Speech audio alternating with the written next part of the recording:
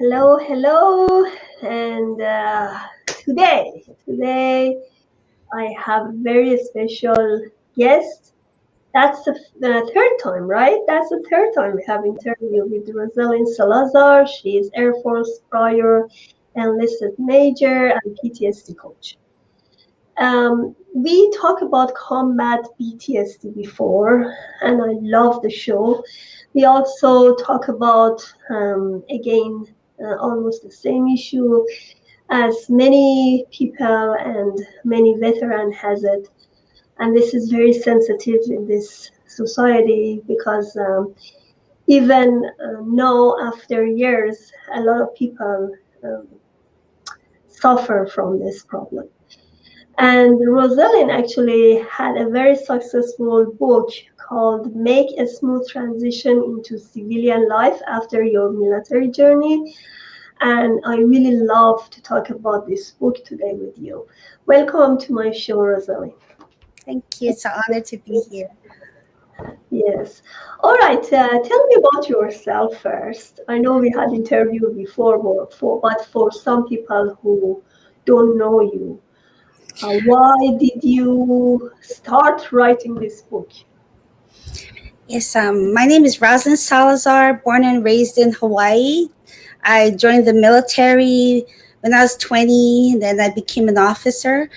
Um, I had many traumatic experiences while in the military, but during my deployment is when it got really bad, very, very bad, where I had a lot of um, negative experiences to include combat, PTSD, and military sexual trauma, bullying.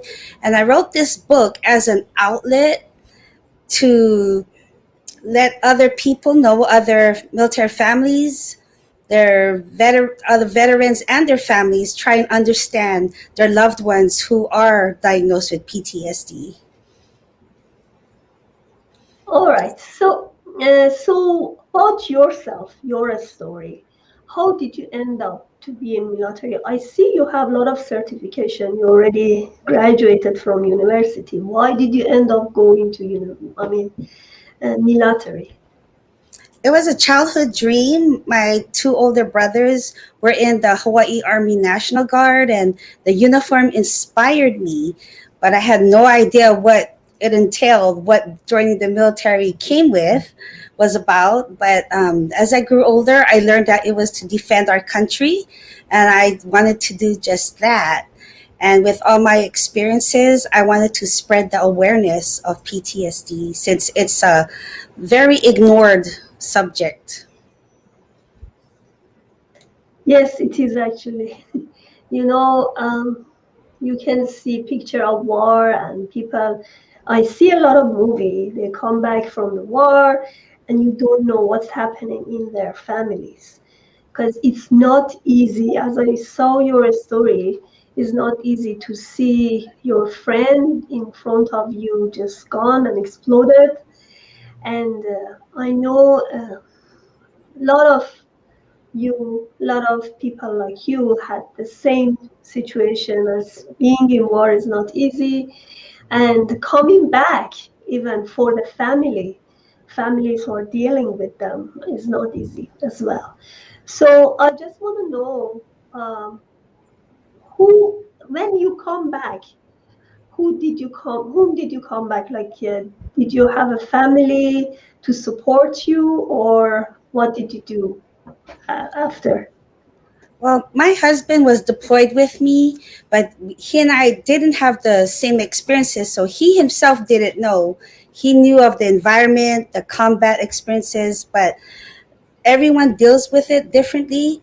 When we're out there, for in my experience, I thought the army, my own, would have my back, but I was betrayed out there, so I really don't know who the enemies were, whether our own or the Afghan soldiers, the Taliban.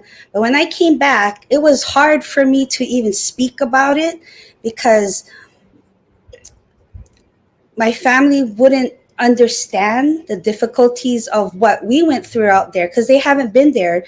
They They don't know what it's like having rockets fly over their head or being attacked 3 times at night. So, and the reason why we detach ourselves is because we lost trust. We just shut down. We we replay things in our head of how it could be done better, how things would have been had we done this way, had we done it that way. And that's something family don't understand. Family and friends who haven't been in our position, our situation, understand. So even if we bring it up to them, they'll just look at us. And one thing we don't want to hear is, I understand, because they don't understand. So we detach ourselves. So for some time, you just detach yourself from your family, try to come up a solution for yourself. I know you use the support group, right? Because Yes. that's very, very supportive. Doesn't matter which kind of PTSD you're involving with. Whatever it is, having a support group really helps, right? Yes, that's very true. It doesn't have to be a combat support group for me to be in. Anyone with some type of PTSD, they understand the detachment, understand why we shut down. So we understand each other and we feel comfortable because we know that we're not alone and we're comfortable now that we have somebody who understands us. So variety Yeah. of PTSD. Yeah.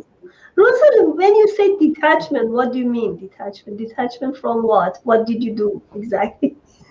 Because I Uh, know for sometimes when you're tired from everything, you try to do some meditation, to go somewhere that nobody else is, yes, and just try to ignore all the noises around you. That's what PTSD people are doing as well.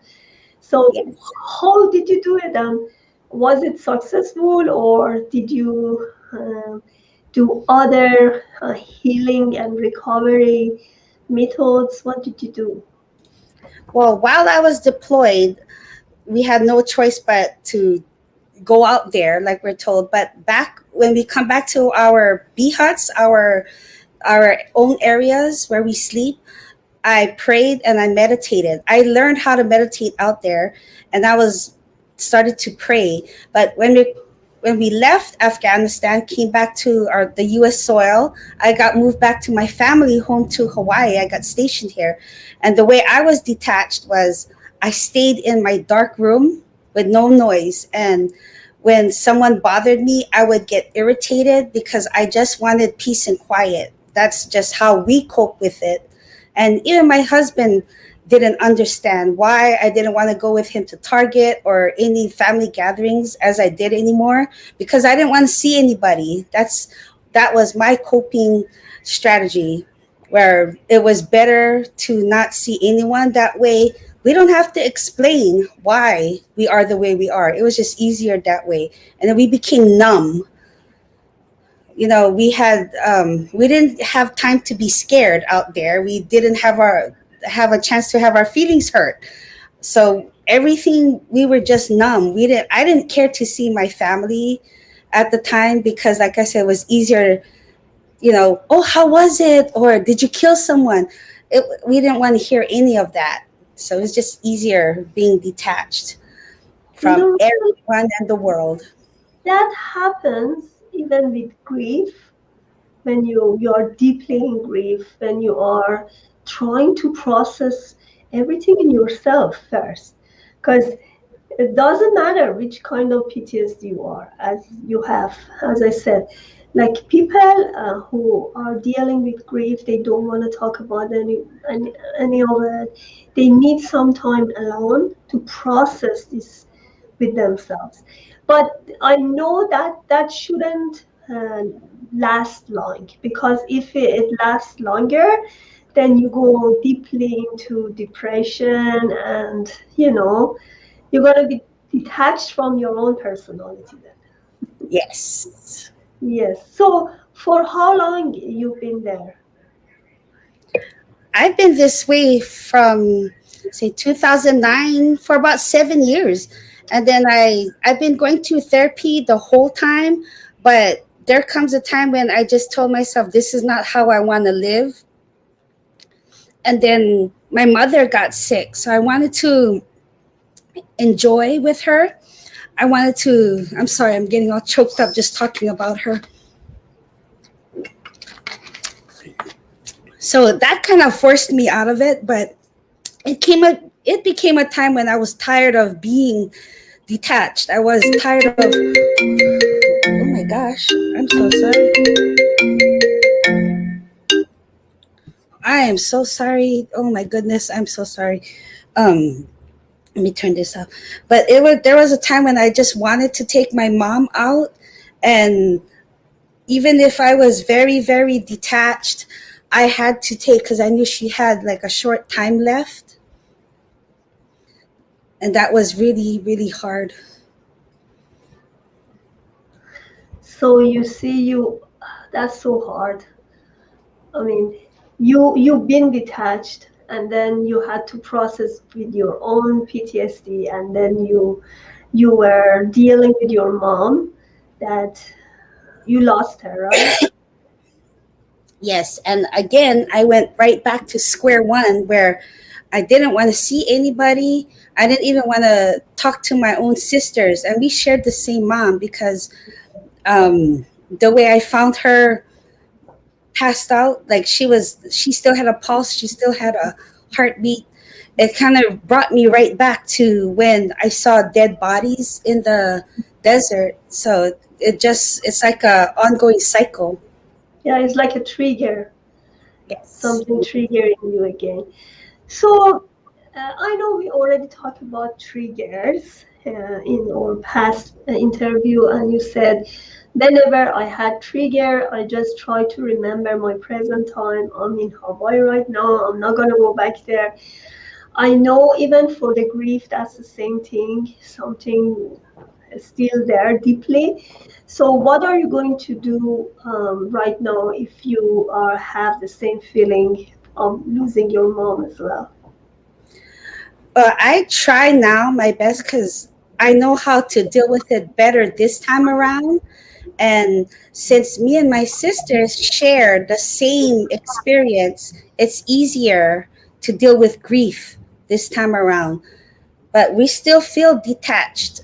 I don't think that will ever go away, and I don't think the feelings of numbness or um, when we're thinking, when our mind is going and someone interrupts us, we get startled and we get flustered, and then our anger starts showing. So I don't think that will ever go away. It'll get better. I got better, but at the same time, I still have my moments, a lot of moments actually, where I'm just detached, and I still don't go out with my family when they go to the store, and I put blackout curtains everywhere because I like the dark and I don't like loud noises. I don't think that will ever go away.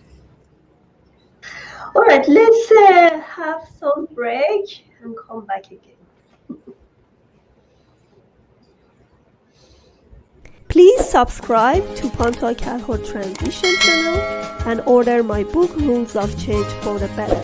Tune up your mood and transform your life to reach your biggest dreams.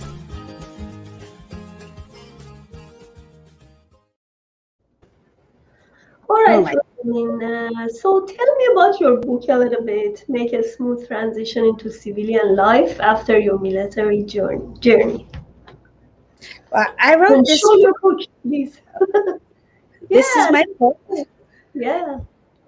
And although I have therapy, which I have a wonderful therapist, and I've attended all these different PTSD groups, women groups, there are still some things in me that I thought I needed to get past the therapy, the group, which is like spreading the awareness to everybody. And I can't do that with just through therapy and groups. So I decided to write up the book, and um, the book as an outlet to explain my experiences instead of talking to people one by one. So I figured that the book, they can read the book and they can they'll know what I've done to deal with my trauma, my on my days that I've been down. And because like I said,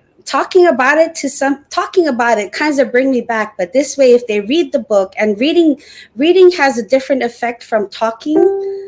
So I believe that this book, writing a book, as is a great outlet of spreading the awareness of PTSD, my experience. Yes. What do you have in your website, rosalinesalazar.com? I know you do some PTSD coaching as well, right? Yes, I provide services for recovery and marriage and family relations, where the spouse of the diagnosed member, I would talk to them and explain to them why, because I have firsthand experience. I also have a spouse who was in the military who didn't understand. So I explained to him, and I believe that I can explain to the spouses as well. And I also have, I would talk to both on substance abuse and drinking. So I provide services for all different aspects of PTSD. Um, so that's on my website. My book is also advertised and for sale on my website. Beautiful.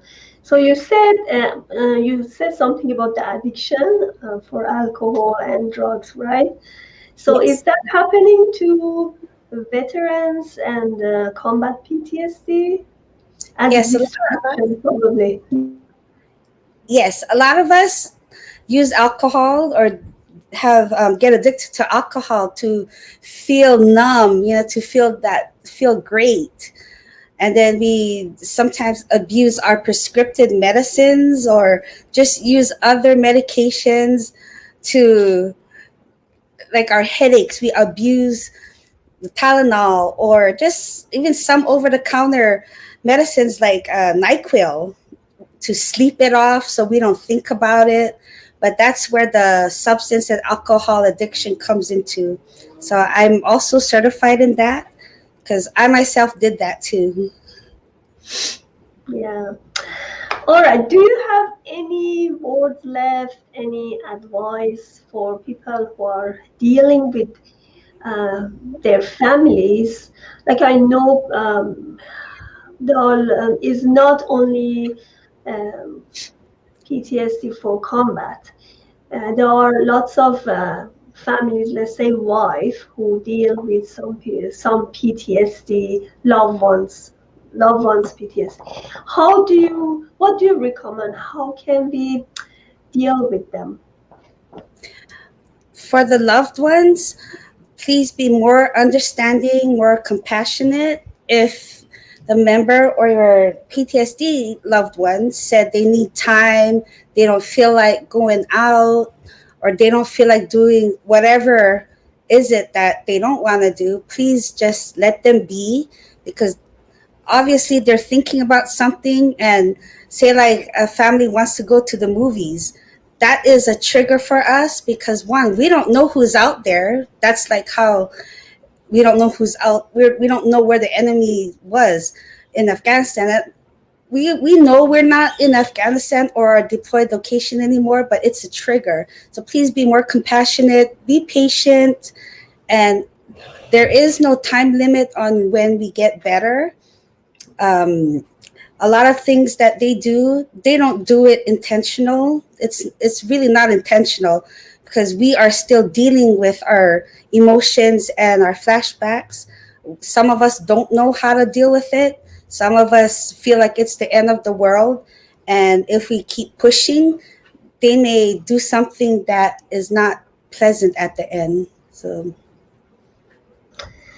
All right, thank you so much, Rosaline, for being here. I wish you a lot of success for what you do, especially for all the great work you're doing for others, supporting others in PTSD coaching. Thank you so much. thank you.